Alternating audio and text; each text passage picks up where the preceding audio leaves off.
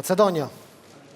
The debutants of former Yugoslav Republic of Macedonia for Group B.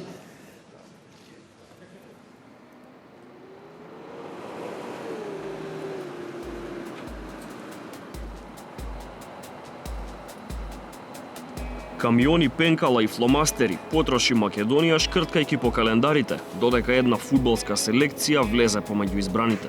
Години, месеци, седмици, за на крајот да останат само денови. Младата репрезентација ја отклучи портата на Европското првенство, а за само неколку дена ќе треба да провери што се наоѓа зад неа. Јунските скопски тренинзи наскоро ќе ги заменат над превари во Полска, а таму нашите репрезентативци ги чекаат светскиот првак Србија, европскиот вице-шампион Португалија и Шпанија, во чиј состав се играчи кои пред 10 дена со Реал Мадрид ја освоија Лигата на шампионите.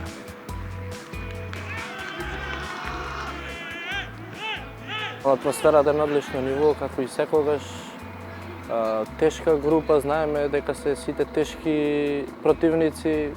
Најдобрите играчи што се вели во Европа играат во тие тимови, но имам искуство, игравме против такви селекции како Франција.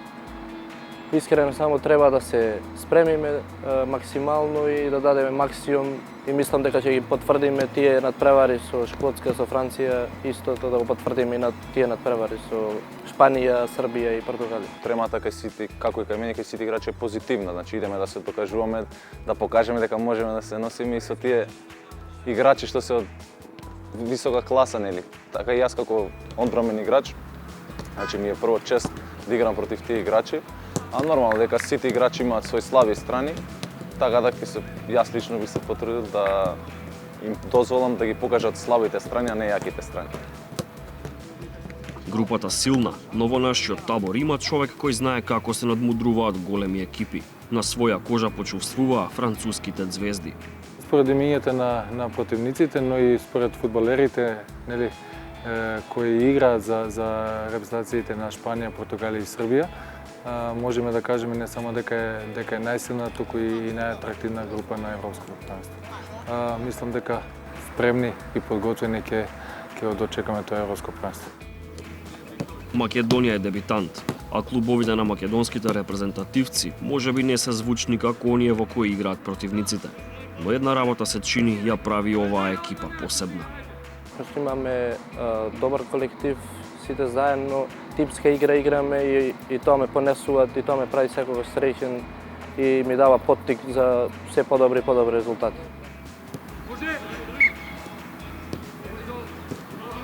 Играчите, иако и самите беа одлични во текот на квалификацијскиот циклус, сите практично ве посочуваа вас дека бевте клучниот човек на успехот, како тактички, така и во нивното обединување. Мислам дека фудбалерите се најзаслужени за сите резултати што ги постигнавме во текот на овие без малку 3 години од почетокот на нашата работа.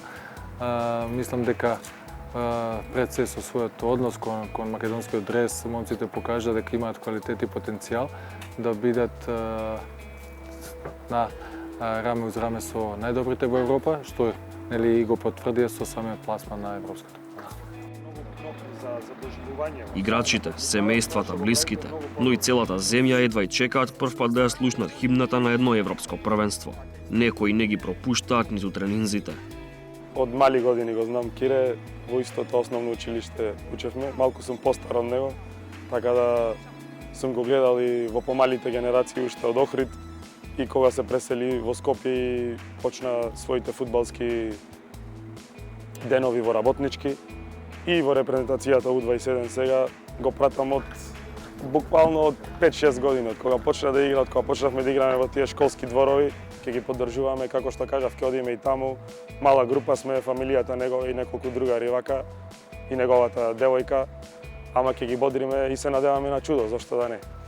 Автомобилите и автобусите се полнат со гориво. Мапите кои водат до Гдаński Бидгошч веќе подготвени.